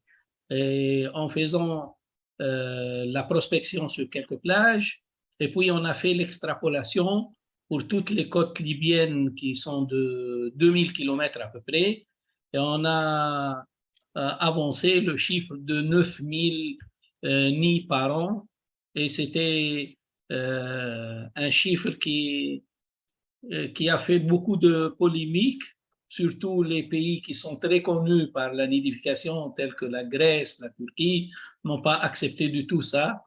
Et c'était vraiment un chiffre qui est loin de la réalité. C'est vrai, en Libye, il y a une nidification importante, mais qui n'arrive jamais à 9000 nids par an. Et même, il y a eu une publication pour ça, mais le chiffre n'était pas exact, donc il faut faire attention à ne pas extrapoler, même s'il y a une nidification. Alors, on a quand même des méthodes qui se sont bien améliorées et maintenant on fait plus ce qui a été fait à l'époque. On a des méthodes bien meilleures qui prennent en compte justement l'hétérogénéité de l'habitat. Pour répondre à ces natures tropicales, dire que le bagage des tortues ne sert à rien, je suis plus que surpris. Depuis maintenant 4 ans, il a été décidé dans tous les territoires français d'arrêter de baguer les tortues. Donc, ce n'est pas une décision que j'ai prise tout seul, c'est tous les gens qui travaillent sur les tortues en France ont pris cette décision parce que ça ne sert à rien. Du moins, ça ne sert à rien dans nos cas. Après, si pour un cas particulier, on peut justifier que le bagage est la bonne solution, pourquoi pas? Mais d'une façon générale, ça ne sert pas. À ce propos, le Rastoma a fait un travail collectif pour dresser des recommandations qui sont destinées au Rastoma, donc aux acteurs d'Afrique centrale. Il y a un document qui a été écrit, une synthèse sur ce sujet. Donc, je pense qu'on la partagera avec les participants parce que, donc voilà, bon, il y a le débat, mais cette synthèse est intéressante à lire. Disons que c'est une analyse du bénéfice et du risque du bagage et de son intérêt en termes de création de connaissances. Et bon, c'est un sujet à part entière, donc je vous invite à lire ce document. Et aussi à propos des techniques d'échantillonnage, de l'erreur à éviter de prendre des plages index et et au sujet d'Ahmed sur le risque de faire une extrapolation avec une règle de 3 à partir des données d'une plage pour produire une estimation énorme de nombre de pontes. Là, le document de référence, c'est le document que Marc a cité sur le minimum standard du SFOT en matière de suivi des activités de ponte. Et ça, les liens, pareil. Donc, en fait, une session comme ça, c'est une session finalement où on vous sensibilise à un sujet, mais on ne peut pas faire le tour du sujet. Donc après, je vous invite à lire les documents de référence qui vous permettront d'approfondir aussi.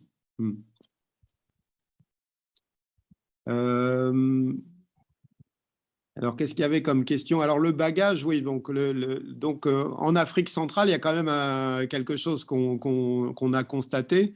En fait, dans les années 2000, de 1998 à 2008, je pense qu'en Afrique centrale, on a posé plus de 10 000 bagues Monel, des bagues métalliques.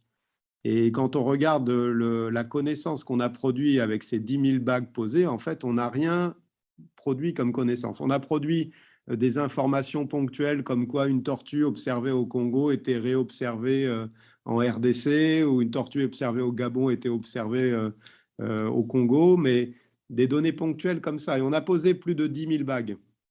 Et quand on regarde le bilan, bon, les bagues, c'est pas cher, mais ça finit par coûter cher quand même. C'est-à-dire que si une bague, c'est 50 centimes, au bout du compte, 10 000 bagues, ça fait de l'argent. Et on peut Après, il faut faire des calculs parce que finalement, on dit souvent une balise, ça coûte cher. Ça coûte $2000.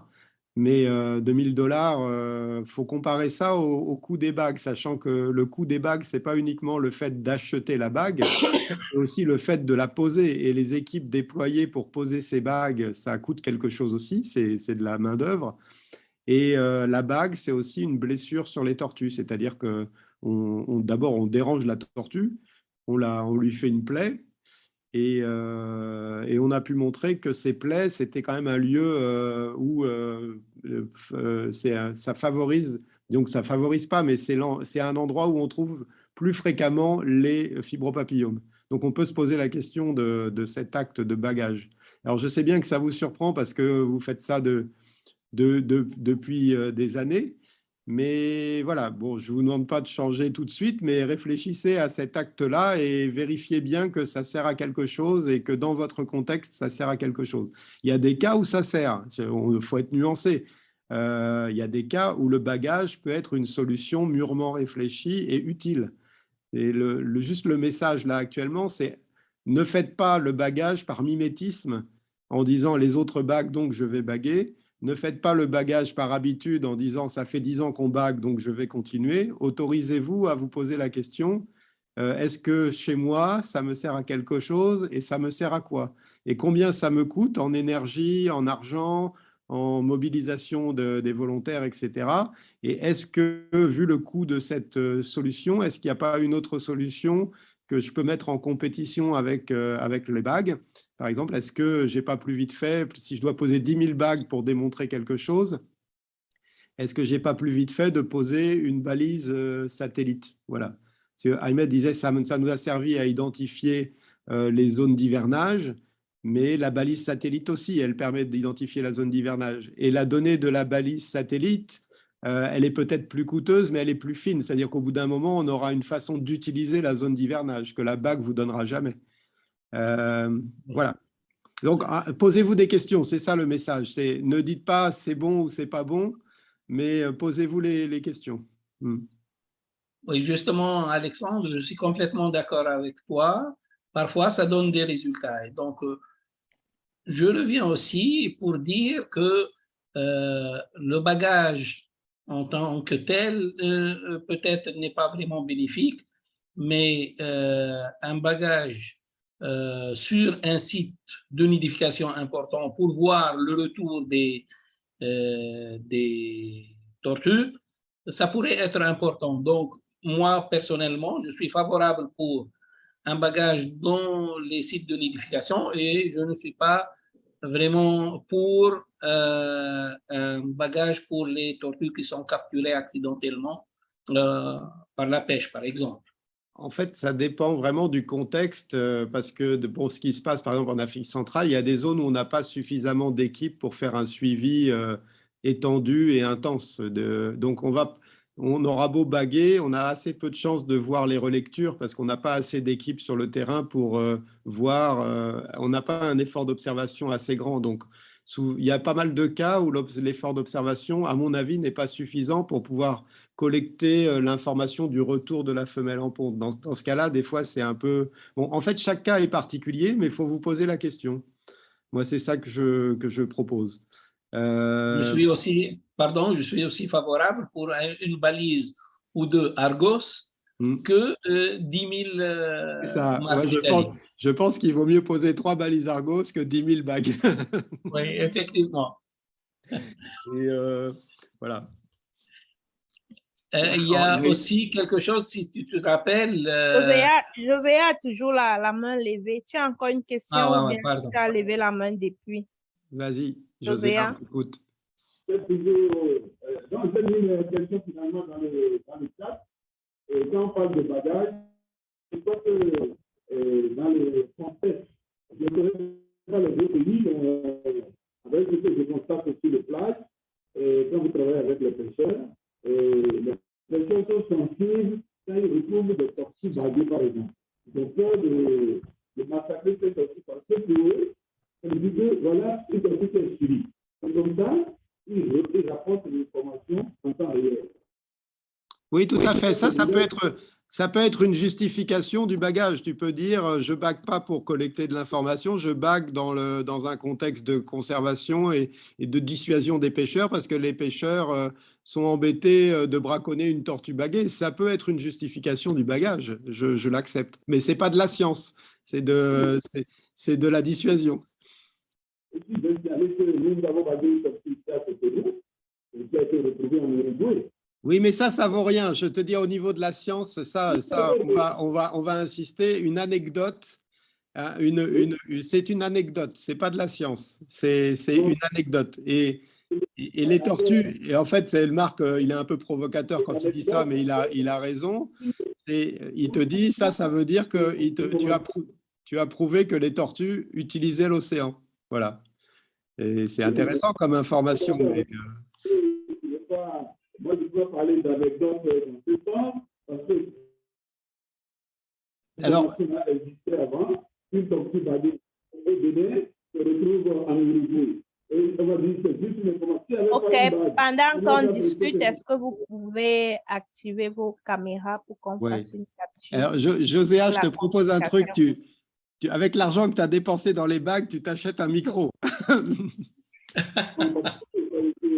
Une bonne plaisanterie.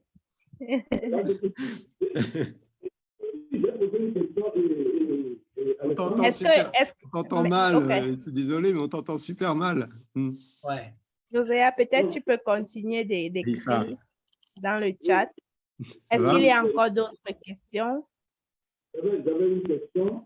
L'impact de certains protocoles de recherche sur la conservation des tortues. Je prends le cas du Bénin, où des chercheurs sont partis sur le terrain, ils ont leur protocole, ils se mettent en œuvre, mais ils utilisent certaines pratiques qui créent des problèmes plus tard pour la conservation, parce que l'activité recherche se fait en temps, en instant record, peut-être 3 mois dans une seule saison, mais le protocole utilisé, l'année suivante, vous allez voir les pêcheurs, ils ont dit non, les gens sont venus ici, et quand ils sont tortues, on doit les payer, on doit collecter l'information dessus.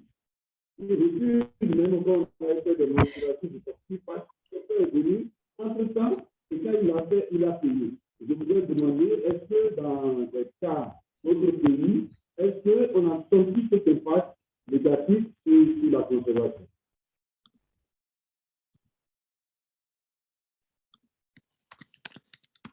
Joséa, on entend mal malheureusement. Alors, j'ai compris que tu parlais des protocoles et de la science. Donc, ce sera le sujet de les approches de protocole. Ce sera la pratique de du troisième webinaire. Donc, voilà. Et pour répondre à Damien, donc c'est ce qu'on disait sur voir combien de cas les bagues a été un atout à la conservation des tortues. Cette analyse, on l'a faite à la fois en Afrique centrale, dans le Rastoma et dans le groupe Tortue Marine France pour tous les acteurs français. Et nous, des deux côtés, on a conclu que justement, ça n'apportait rien. Et la France, officiellement, a décidé d'arrêter le bagage métallique parce qu'elle a considéré que l'impact des bagues était plus négatif que positif. C'est-à-dire que ça a créé un risque, mais ça n'apportait aucune information intéressante. Donc, le choix a été fait, tous les acteurs français ont arrêté de baguer. Ils n'ont pas arrêté d'identifier, parce que là, quand on dit arrêter le bagage, ça ne veut pas dire arrêter l'identification. Il y a d'autres techniques d'identification, il y a des techniques alternatives d'identification, il y a la photo-identification, il y a la pose de PIT, là, de puces électroniques. Chacun a ses qualités et ses avantages et ses inconvénients. Et là, c'est pas, je vais partager avec vous un document et puis on pourra en rediscuter. Je pense qu'on fera même une session un jour sur l'identification, uniquement centrée là-dessus, parce que c'est un sujet entier. Voilà. Voilà. Mais c'est un bon sujet de discussion, là, le bagage. Un très Et bon malheureusement, sujet. Marc nous a quittés, mais il nous a présenté quelque chose au Bénin sur les manchots et le marquage. Et on a vu, suite à un marquage, un bagage, la population des manchots a chuté d'une manière extraordinaire. Et la cause de cette chute était le marquage. Okay, je suis revenu, je suis en voiture. Ah, d'accord, oui. Mais je vous écoute, il n'y a pas de souci. Tu nous as parlé au Bénin des manchots et la catastrophe suite au marquage. Et donc, la population tout à fait. qui a chuté énormément. Oui, tout à fait. Concernant les tortues, il y a un autre phénomène qui a été fait. C'est une manip qui a été faite en Amérique du Nord. Ils ont mis des tortues dans une piscine, certaines baguées, d'autres pas baguées, et il y avait un filet. Et le lendemain, toutes les tortues avec une bague étaient capturées parce qu'en fait, elles se frottent au filet et elles se frottant au filet, la bague les attache et elles se prennent dans le filet. Ça a été publié, ça, c'est Nichols 88, je crois. Ouais. C'était valable surtout avec les marques en plastique qui sont complètement délaissées, mais aussi les marques métalliques ont aussi ce danger-là. Oui. À propos des présentations, donc les diaporamas de Marc seront disponibles s'il est d'accord. Je viens de l'envoyer à Ursula. D'accord. Donc, on va les mettre. elle peut le renvoyer à tout le monde. On les mettra sur le site du Rastoma et aussi on enregistre la session. Donc, ceux qui veulent regarder à nouveau ou inviter d'autres personnes qui n'ont pas pu participer à regarder les enregistrements, ce sera possible. On va même les sous-titrer en anglais pour les anglophones. Ça prendra un peu de temps, mais ça va être disponible sur le site internet du Rastoma. Merci beaucoup. Bon, vous sauriez tous qu'on fasse une belle photo? Avec le ping? Ah, si tu veux faire l'ending, attends. Ouais, je pense que moi, je conduis, alors je ne ferai pas de non, Marc, tu ne fais pas l'ending. Un petit ending. Ouais. Super, merci beaucoup. Bon, Gilles, on t'expliquera l'ending. Parce que je suis perdu. Bon, merci à tous. Et donc, Alexandre, pardon? S'il vous plaît, en parlant du site internet, j'ai remarqué il y a un temps, je n'arrivais pas à me connecter sur les sites internet Rastoma. Je ne sais pas s'il y avait un petit souci là. Oui, il y a eu un petit souci. On est en train d'arranger. Ça doit fonctionner un peu mieux et ça va s'arranger totalement dans les prochains jours. Mais ça marche déjà. Ça marche déjà. Quand on va mettre les contenus en ligne, on vous préviendra de toute façon. D'accord? Très bien. Bonjour David. Ça va? Ça va très bien. Bon, est-ce qu'il y a une dernière question pour conclure ou c'est bon, on s'arrête là? Moi, une petite préoccupation rapidement. D'accord. Est-ce qu'il peut y avoir des influences par rapport à des pluies qui ont des coups de tonnerre et puis ça peut jouer un rôle par rapport à la ponte des tortilles marines. Les orages, Oui, oui, c'est-à-dire qu'est-ce que tu penses? parce qu'il y a presque 3 ans passés, il y a mes agents qui travaillent sur le terrain. Ils me parlent toujours de cette chose, c'est-à-dire que quand il y a la pluie avec des coups de tonnerre, s'ils n'ont pas encore entendu ça, il n'y a pas vraiment l'abondance des pontes. C'est-à-dire qu'ils attendent réellement que ces coups de tonnerre puissent passer. Et puis, une semaine après, vous allez voir qu'il y a quand même les résultats qui essaient de croître. Mais jusque-là, scientifiquement, j'essaie encore de douter. C'est juste ma curiosité. Ce qui se dit en Afrique centrale et ce qui se constate, mais je ne l'ai jamais testé vraiment, c'est que le déclenchement de la saison de ponte, donc en septembre, entre mi-septembre et mi-octobre, là, ça correspond au moment où il y a des fortes pluies. Mais j'ai déjà constaté et entendu ça. Ouais. Alors, Mais en Guyane, ce qu'on a montré, c'est que les jours où il pleuvait beaucoup, il y avait beaucoup moins de pontes. d'accord. Et il se dit en Afrique centrale que quand il y a la grosse pluie de début de saison des pluies, là, c'est le signal de déclenchement de la saison de ponte. Mais ça se teste, on pourrait le tester. Pour l'instant, c'est quelque chose c'est quelque chose qui se dit. Voilà. Ce qu'il y a, c'est que définir le début de la saison de ponte, c'est pas simple, parce que tu as toujours un individu qui va pondre avant les autres. Et donc, quand tu définis le début, ça va dépendre beaucoup d'un critère arbitraire. Tout à fait, ouais. Ouais.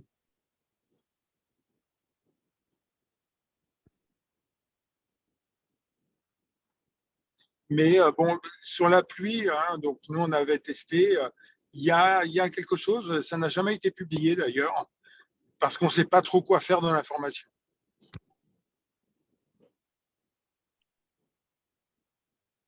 Ok, bon bah merci beaucoup, merci Marc, merci beaucoup pour tout ça.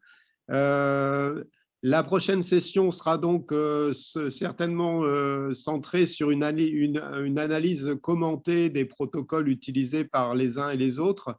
Donc, si vous n'avez pas encore partagé vos protocoles et vos feuilles de collecte de données de terrain pour le suivi des plages de ponte, vous pouvez encore le faire. Et comme ça, Marc pourra commenter la façon, vos pratiques en vue d'éventuellement les ajuster, les améliorer s'il y a des choses à améliorer ou vous dire que tout est bon et que c'est parfait comme ça. On envoie ça chez RSI là? Oui, c'est Ursula qui va centraliser. On va les mettre sur un drive et comme ça, Marc pourra les consulter et éventuellement vous faire des commentaires. Et même, on pourra vous partager les commentaires à chacun vos protocoles. Hein. Ce n'est pas un partage collectif des protocoles, mais vous pourrez avoir des commentaires personnalisés. Marc, ça te va comme approche? Oui, très bien. Et donc, comme ça, voilà, vous aurez une étude de cas sur votre cas particulier.